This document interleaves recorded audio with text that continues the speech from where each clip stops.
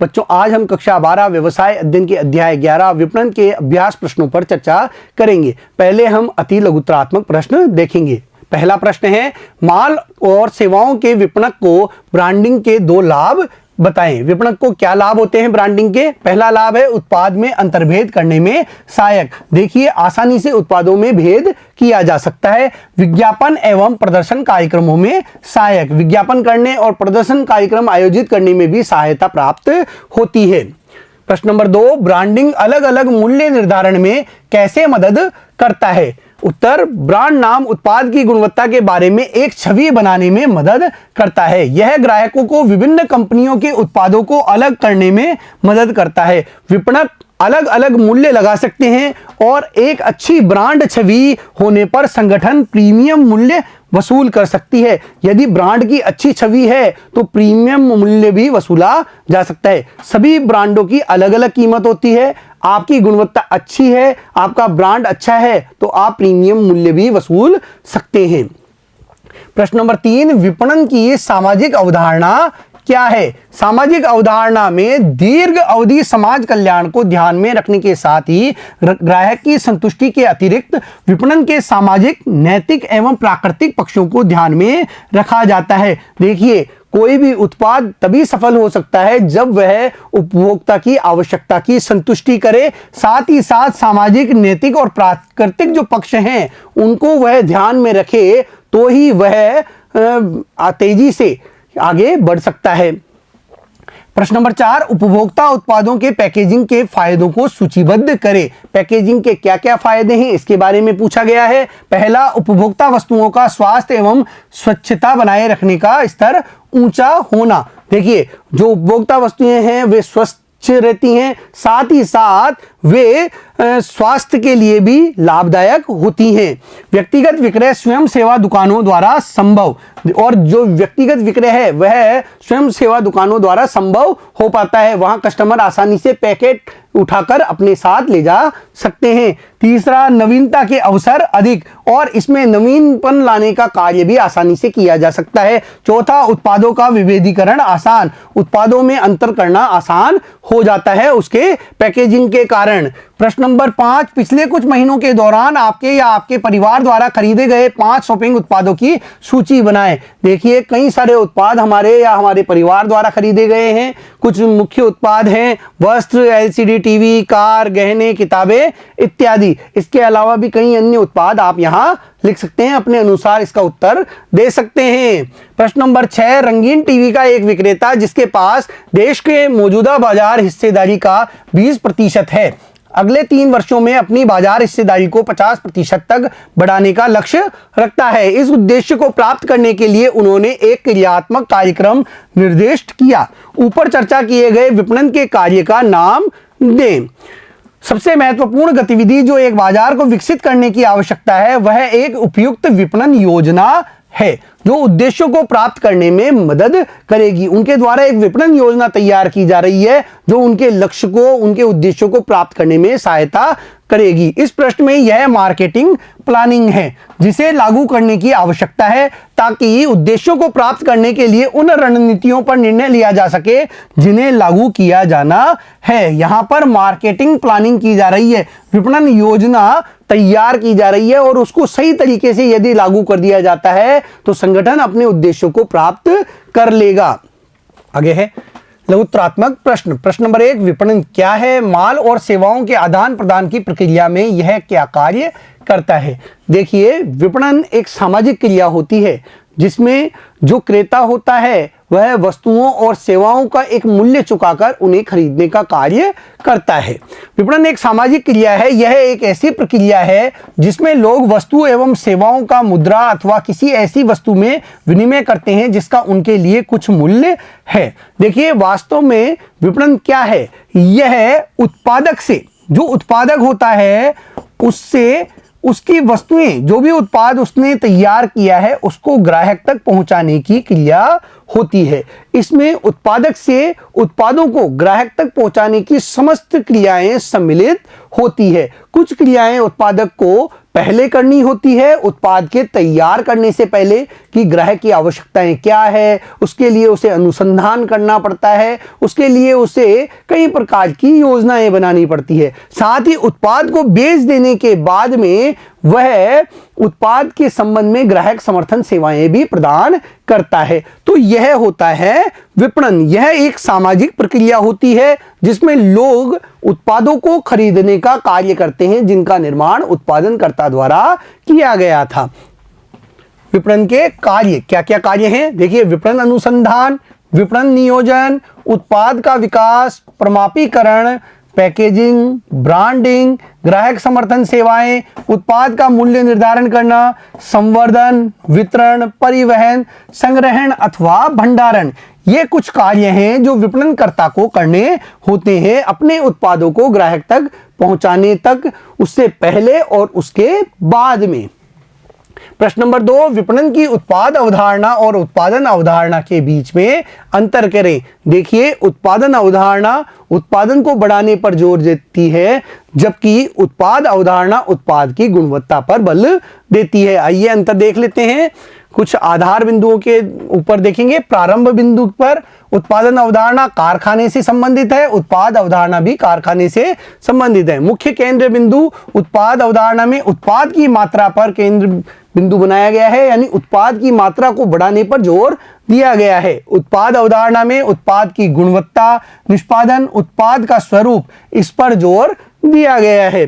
साधन, उत्पाद की उपलब्धता एवं क्रय क्षमता। देखिए, यह उत्पाद की बाजार में उपलब्धता अधिक से अधिक करने पर बल देती है उत्पादन अवधारणा, जबकि उत्पाद अवधारणा उत्पाद में सुधार लाने पर जोर देती है।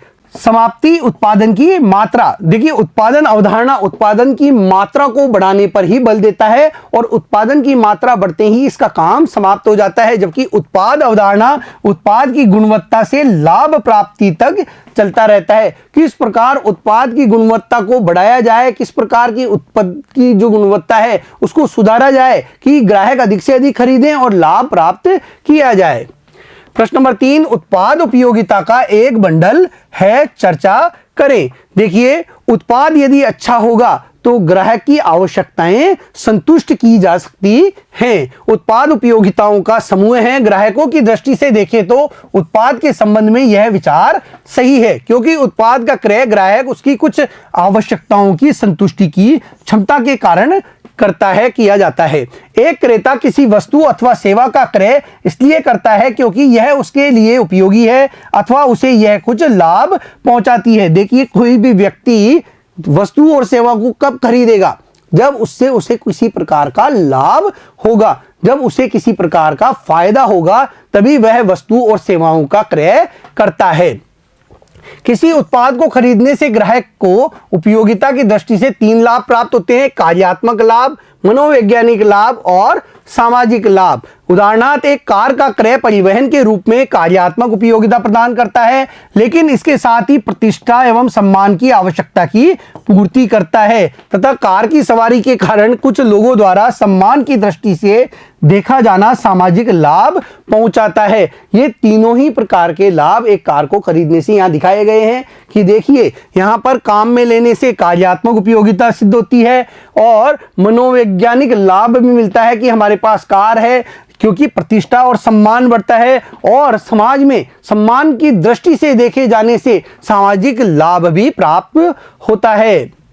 प्रश्न नंबर 4, औद्योगिक उत्पाद क्या है, वे उपभोक्ता उत्पादों से अलग कैसे हैं? देखिए, औद्योगिक उत्पाद वे उत्पाद होते हैं जिनको काम में लेकर जो विनिर्माता है वो कई अन्य उत्पाद सामने लाते हैं। औद्योगिक उत्पाद वे उत्पाद होते हैं जिनका अन्य वस्तुओं के उत्पादन के लिए आगत के रूप में प्रयोग किया जाता है, कच्चे माल के रूप में इनका प्रयोग किया जाता है। कच्चा माल, इंजन, ग्रीस, मशीन, औजार आदि औद्योगिक उत्पाद के उदाहरण हैं। देखिए, कोई फर्म कच्चा माल खरीदती है और उससे तैयार माल बाजार में भेजती है, या कहीं अन्य से कोई सामान, कोई मशीनरी वो खरीदती है, उसको असेंबल करती है, कुछ अन्य मशीनें उसमें जोड़ती है और एक नई तैयार माल को बाजार में भेजती है। जैसे कार निर्माता कंपनियां हैं, वो अलग अलग कलपुर्जे अलग अलग कंपनियों से खरीदते हैं, वहां से जो तैयार माल होता है उसे को खरीद कर अपना एक नया तैयार माल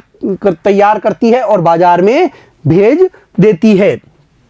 औद्योगिक उत्पाद तथा उपभोक्ता उत्पाद में अंतर। क्रेताओं की संख्या। औद्योगिक उत्पाद के क्रेताओं की संख्या कम होती है, जबकि उपभोक्ता उत्पाद को क्रय करने वाले क्रेताओं की संख्या अधिक होती है। माध्य स्तर। औद्योगिक उत्पादों की बिक्री सामान्यतः छोटे वितरण माध्यमों द्वारा की जाती है, जबकि उपभोक्ता उत्पादों की बिक्री बड़े वितरण माध्यमों द्वारा की जाती है। देखिए, औद्योगिक उत्पादों के जो खरीदार होते हैं वो कम मात्रा में होते हैं, तो वितरण चैनल भी छोटा ही चाहिए होता है, जबकि जो उपभोक्ता होते हैं वे देश विदेश में फैले होते हैं। उन तक उत्पादनकर्ता का माल पहुंचाने के लिए वितरण चैनलों का बहुत बड़ा होना भी जरूरी होता है। बाजार। औद्योगिक उत्पादों के बाजार एक ही स्थान पर केंद्रित हो जाते हैं, जबकि उपभोक्ता उत्पादों के बाजार अनेक स्थानों पर केंद्रित होते हैं। तकनीकी बातों को ध्यान में रखना। औद्योगिक उत्पादों के क्रय में तकनीकी बातों को अधिक ध्यान में रखा जाता है, क्योंकि ये जटिल प्रकृति के होते हैं, जबकि उपभोक्ता उत्पादों के क्रय में तकनीकी बातों को कम महत्व दिया जाता है। पांचवा प्रश्न है, सुविधा उत्पाद और क्रय उत्पाद के बीच अंतर करें। सुविधा उत्पाद और क्रय उत्पाद में अंतर। स्थान के आधार पर सुविधा उत्पाद आसानी से मिलते हैं, मिलने वाली जगहों से खरीदे जाते हैं, जबकि प्रतिदिन के उपयोगी उत्पाद खरीदने के लिए परिश्रम तथा समय लगाया जाता है, क्योंकि उपभोक्ता कई दुकानों पर जाने के बाद इन्हें खरीदने का निर्णय लेते हैं। जो सुविधा उत्पाद होते हैं उन्हें आसानी से कहीं से भी खरीद लिया जाता है, जैसे टूथपेस्ट है, डिटर्जेंट पाउडर है, हम कहीं से भी खरीद लेते हैं। लेकिन जो कपड़े हैं, जो क्रय उत्पाद है, जैसे फ्रिज हमें खरीदना है तो उसके लिए हमें कई स्थानों पर जाना होता है, सोच विचार कर ही हम निर्णय लेते हैं। मूल्य। सुविधा उत्पाद कम मूल्य के होते हैं, जबकि प्रतिदिन के उपयोगी उत्पादों का मूल्य अधिक होता है। देखिए, जो सुविधा उत्पाद होते हैं वे कम मूल्य के होते हैं, जबकि जो क्रय उत्पाद होते हैं उनका मूल्य अधिक होता है।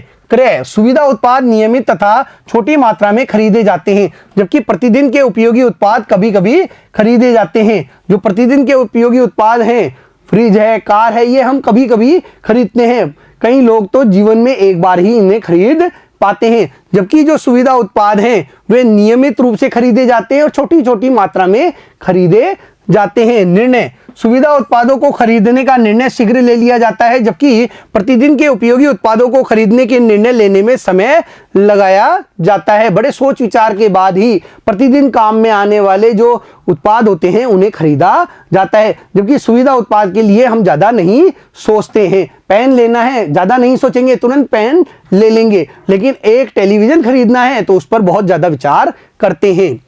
कीमतें। सुविधा उत्पादों की कीमतें प्रत्येक स्थान पर एक समान होती है, जबकि प्रतिदिन के उपयोगी उत्पादों की कीमतें स्थानानुसार और तथा ग्राहकों के वर्गानुसार बदलती रहती है। यह भी एक बड़ा अंतर है।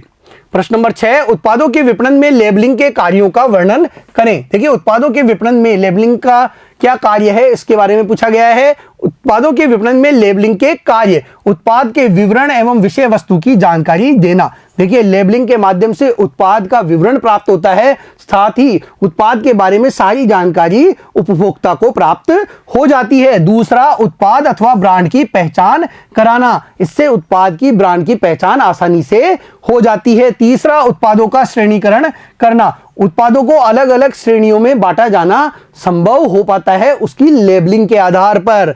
चौथा, उत्पाद के प्रवर्तन में सहायता करना, और उत्पाद के प्रवर्तन में भी लेबलिंग के माध्यम से बहुत सहायता प्राप्त होती है। कानून सम्मत जानकारी देना। देखिए, लेबलिंग के ऊपर ही कानून सम्मत जानकारी भी दी जाती है, जैसे स्मोकिंग किल्स, तंबाकू स्वास्थ्य के लिए हानिकारक होता है। इस प्रकार की जानकारियां जो होती है वह लेबलिंग के माध्यम से जनता को प्रदान की जाती है। प्रश्न नंबर 7, भौतिक वितरण के घटकों की व्याख्या करें। भौतिक वितरण के कौन कौन से घटक होते हैं, इसके बारे में पूछा गया है। पहला है आदेश की प्रक्रिया। देखिए, आदेश का जो प्रवाह होता है वह उपभोक्ता से उत्पादनकर्ता की तरफ होता है। उत्पाद का प्रवाह वितरण के विभिन्न माध्यमों से ग्राहक की ओर होता है, जबकि आदेश इसके विपरीत दिशा में चलता है, अर्थात ग्राहक से निर्माता की ओर आगे बढ़ता है। एक अच्छी वितरण प्रणाली वह है जिसमें आदेश की पूर्ति सटीक एवं शीघ्र होती है, अन्यथा व्यवसाय को हानि होगी तथा ख्याति को क्षति होगी। देखिए, यदि आदेश की पूर्ति जल्दी कर दी जाती है, ग्राहक द्वारा किसी वस्तु के लिए आदेश दिया गया और तुरंत उसे वह वस्तु प्रदान कर दी जाती है, तो इससे जो संगठन होता है उसकी ख्याति बढ़ती है, उसकी छवि अच्छी बनती है और जो ग्राहक है उसकी आवश्यकता भी तुरंत पूरी हो जाती है। इससे व्यवसाय को लाभ ही पहुंचता है। परिवहन, देखिए यह भी भौतिक वितरण का बहुत महत्वपूर्ण तत्व है। परिवहन वस्तु एवं कच्चे माल को उत्पादन बिंदु से बिक्री स्थल तक ले जाने का माध्यम है। उत्पादन कहीं अन्य जगह हो रहा है और उसके जो उपभोक्ता हैं वे किसी अन्य स्थान पर हैं, वहां तक ले जाने का कार्य, वस्तु को ले जाने का कार्य परिवहन के द्वारा ही होता है। वस्तुओं के भौतिक रूप से उपलब्ध कराए बिना बिक्री कार्य संपूर्ण नहीं हो सकता। जब तक ग्राहक के आसपास वस्तु उपलब्ध नहीं कराई जाएगी भौतिक रूप से, तब तक उसकी बिक्री संभव नहीं हो सकती। भंडारण वस्तुओं को संग्रहण एवं वर्गों में विभक्त करने का कार्य है, जिससे समय उपयोगिता का सृजन होता है। वस्तुओं को उचित स्थान पर रखना एवं उनके संग्रहण की व्यवस्था करना है। वस्तु के उत्पादन के समय और उसके उपभोग के समय में अंतर हो सकता है, इसलिए भंडारण की आवश्यकता होती है। देखिए, उत्पादन कब हो रहा है, मान लीजिए 1 जनवरी को उत्पादन हुआ है लेकिन उसकी बिक्री 31 जुलाई को हो रही है, तो इस अवधि के दौरान उस उत्पादित माल को कहीं ना कहीं हमें भंडार करके रखना होगा। तो इसके लिए भंडार गृहों की आवश्यकता होती है, भंडारण करना पड़ता है। यह बहुत जरूरी होता है हर व्यवसाय की सफलता के लिए। और ये भंडार गृह ऐसे स्थानों पर होते हैं ताकि उपभोक्ताओं की मांग को तुरंत पूरा कर दिया जाए।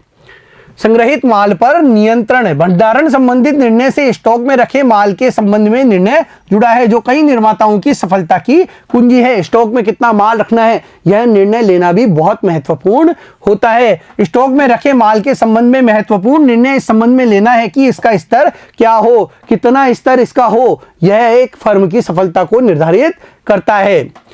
विज्ञापन को परिभाषित करें, इसकी मुख्य विशेषताएं क्या है, व्याख्या करें। यहां इस प्रश्न में विज्ञापन की परिभाषा पूछी गई है, साथ ही इसकी मुख्य विशेषताओं के बारे में पूछा गया है। देखिए, विज्ञापन अवैयक्तिक माध्यम होता है किसी भी उत्पाद की जानकारी जनता तक पहुंचाने का। विज्ञापन में वे सभी क्रियाएं शामिल है जो एक समूह को किसी वस्तु या सेवा के संबंध में अव्यक्तिगत मौखिक अथवा दृष्टिक संदेश प्रस्तुत करने के लिए की जाती है। देखिए, मौखिक संदेश प्रस्तुत किया जाता है, दृष्टिक संदेश प्रस्तुत किया जाता है विज्ञापन के माध्यम से। यह संदेश, जिसे विज्ञापन कहते हैं, एक या अधिक माध्यमों द्वारा प्रसारित किया जाता है और एक निर्दिष्ट प्रचारक इसका भुगतान करता है। टीवी पर आप विज्ञापन देखते हैं, आप रेडियो पर विज्ञापन सुनते हैं, आप समाचार पत्रों के अंदर विज्ञापन देखते हैं, आप पत्र पत्रिकाओं में विज्ञापन देखते हैं, पंपलेट के माध्यम से विज्ञापन देखते हैं। और इसके लिए जो विज्ञापन दाता होता है, जो उत्पादक कंपनी होती है, वह इसका भुगतान करती है। उसके भुगतान करने पर ही ये विज्ञापन प्रसारित होते हैं। विज्ञापन की मुख्य विशेषताएं, भुगतान स्वरूप, विज्ञापन संप्रेषण का वह स्वरूप है जिसमें उसके लिए भुगतान किया जाता है। विज्ञापनकर्ता जनता के साथ संप्रेषण की लागत को वहन करता है। जो विज्ञापनकर्ता होता है वह जनता के साथ संप्रेषण करने की लागत को वहन करता है। अवैयक्तिक, व्यक्तियों एवं विज्ञापनकर्ता प्रत्यक्ष रूप से एक दूसरे के संपर्क में नहीं आते, इसलिए इसे प्रवर्तन की अवैयक्तिक पद्धति कहते हैं। विज्ञापन स्वयं से बातचीत पैदा करता है, न कि संवाद। देखिए, इसके अंदर जो विज्ञापनकर्ता होता है और जो उपभोक्ता होते हैं जो कि उस विज्ञापन को देखते हैं, उनके बीच में किसी भी प्रकार का कोई संपर्क नहीं होता, इसलिए इसे क्या माना गया है, अवैयक्तिक माना गया है। साथ ही यह किसी एक व्यक्ति के लिए नहीं किया जाता, यह सभी के लिए किया जाता है। चिन्हित विज्ञापन दाता, विज्ञापन निश्चित व्यक्ति अथवा कंपनियां करती है जो विज्ञापन में श्रम करती है तथा इसकी लागत को भी वहन करती हैं। प्रश्न नंबर 9, प्रवर्तन मिश्र के तत्व के रूप में विक्रय संवर्धन की भूमिका पर चर्चा करें। इसके अंदर प्रवर्तन मिश्र के तत्वों के रूप में जो विक्रय संवर्धन है उसकी क्या भूमिका होती है उसके बारे में पूछा गया है। प्रवर्तन मिश्र के तत्व के रूप में विक्रय प्रवर्तन की भूमिका, देखिए विक्रय संवर्धन की महत्वपूर्ण भूमिका होती है। लघु अवधि में क्रेता को किसी वस्तु को खरीदने, किसी सेवा को उपयोग में लेने के लिए प्रेरित करने का सबसे सशक्त माध्यम होता है विक्रय संवर्धन। विक्रय संवर्धन क्रियाएं विभिन्न प्रोत्साहन कार्यक्रमों का उपयोग कर लोगों का ध्यान आकर्षित करने में महत्वपूर्ण भूमिका निभाती है। ये कई प्रकार की प्रोत्साहन कार्यक्रम आयोजित करते हैं जिनसे कि जो उपभोक्ता होता है वह उत्पाद और सेवाओं की ओर आकर्षित होता है, उसका आकर्षण बढ़ता है और वह उन्हें खरीदने के लिए प्रेरित होता है। जब भी किसी उत्पाद को बाजार में लाया जाता है तब विक्रय संवर्धन तकनीकें बहुत प्रभावी हो सकती है। यह लोगों को अपने नियमित खरीद से हटाकर नए उत्पाद का उपयोग करने के लिए प्रेरित करती हैं। देखिए विक्रय संवर्धन की जो तरीके होते हैं उसके माध्यम से उपभोक्ता को उसके पुराने उत्पाद से हटाकर नए उत्पाद को खरीदने के लिए प्रेरित किया जाता है। वे नए उत्पाद को खरीदने का कार्य करने लगते हैं। विक्रय संवर्धन संस्था के व्यक्तिगत विक्रय एवं विज्ञापन कार्यों के पूरक के रूप में कार्य करता है तथा संस्था के प्रवर्तन कार्यों की प्रभावशीलता में वृद्धि करता है। जो ये विक्रय संवर्धन है यह व्यक्तिगत विक्रय और विज्ञापन जैसे जो कार्य होते हैं प्रवर्तन के, उनके पूरक के रूप में कार्य करता है। साथ ही उनको आगे बढ़ाने का कार्य भी करता है, उनको सहयोग प्रदान करने का कार्य भी करता है। विक्रय संवर्धन तकनीकें वस्तुओं एवं सेवाओं के विक्रय में वृद्धि करती है। इन तकनीकों से विक्रय में बहुत तेज गति से वृद्धि होती है क्योंकि ये जो ऑफर प्रदान करते हैं, जो छूट प्रदान करते हैं, उनसे जो क्रेता होता है वह आकर्षित होता है। विक्रय संवर्धन तकनीकें संस्था की बिक्री को बढ़ाते हुए उसके लाभों में वृद्धि करती है। देखिए बिक्री बढ़ेगी तो क्या होगा, लाभों में भी वृद्धि होगी। तो विक्रय संवर्धन से संस्था के लाभों में बहुत तेज गति से वृद्धि होती है। प्रश्न 10, एक महत्वपूर्ण पर्यटन स्थल पर स्थित एक बड़े होटल के विपणन प्रबंधक के रूप में आपके द्वारा कौन सी सामाजिक चिंताओं का सामना किया जाएगा? आप इन चिंताओं का ख्याल रखने के लिए क्या कदम उठाएंगे? देखिए बच्चों, आजकल इस प्रकार की केस स्टडी बहुतायत में पूछी जाने लगी है। आपके सामने एक स्थिति दे दी जाती है और आपको उसका उत्तर देना होता है। देखिए आप एक होटल के प्रबंधक हैं, अब ऐसे में आपके सामने कौन कौन सी समस्याएं आ सकती है? देखिए होटल से या जो भी व्यवसायिक गतिविधियां होती है उससे प्रदूषण फैलता है। एक समस्या तो होती है पर्यावरण प्रदूषण को रोकना, साथ ही दूसरी समस्या होती है जितनी भी होटल्स हैं वहां पर जो मूल्य होते हैं, जो सुविधाएं दी जाती है, उनका मूल्य बहुत अधिक मात्रा में वसूला जाता है। तो यह भी एक समस्या होती है। व्यवसाय द्वारा की गई गतिविधियों से पर्यावरण प्रदूषण होता है। होटल में दी जाने वाली सुविधाएं पॉकेट फ्रेंडली होनी चाहिए। इन चिंताओं को हल करने के लिए प्रबंधक निम्नलिखित कदम उठा सकता है। नंबर 1, प्रदूषण के मुद्दे को हल करने के लिए प्रबंधक जांच कर सकता है कि होटल से निकलने वाले कचरे का प्रबंधन उचित तरीके से किया जाता है।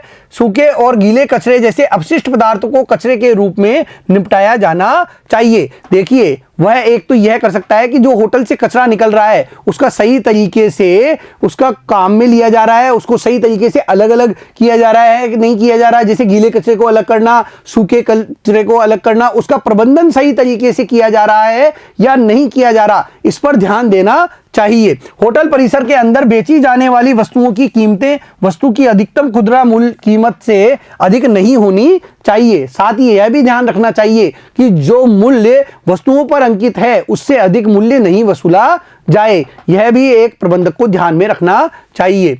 प्रश्न नंबर 11, खाद्य उत्पाद के पैकेज पर आमतौर पर कौन सी जानकारी दी जाती है? अपनी पसंद के खाद्य उत्पादों में से एक के लिए एक लेबल डिजाइन करें। देखिए बच्चों, खाद्य उत्पाद के पैकेज पर कौन कौन सी जानकारी दी जाती है कि यह खाद्य उत्पाद कब तैयार किया गया था, यह खाद्य उत्पाद कितने दिनों तक सही काम में आएगा, साथ ही साथ आजकल यह उत्पाद वेजिटेरियन है या नॉन वेजिटेरियन है, इसके चिन्ह भी उस पर अंकित होते हैं, उसका मूल्य भी उस पर अंकित होता है। तो ये लेबल पर दी जाने वाली जानकारियां हैं। और दूसरा इसी के अंदर पूछा गया है, अपनी पसंद के खाद्य उत्पादों में से एक के लिए आप एक लेबल बनाएं। यह लेबल आपको खुद को ही बनाना है, आप खुद अपनी कल्पना से किसी भी प्रकार का एक लेबल बना सकते हैं अपने पसंदीदा खाद्य उत्पाद के लिए। खाद्य पैकेजों में दी जाने वाली सबसे आम जानकारी है उत्पाद का नाम। सबसे महत्वपूर्ण होता है उत्पाद का नाम, उत्पाद क्या है, उसका नाम क्या है। दूसरा, निर्माता का नाम और कारखाने का पता। तीसरा, उत्पाद का लोगो।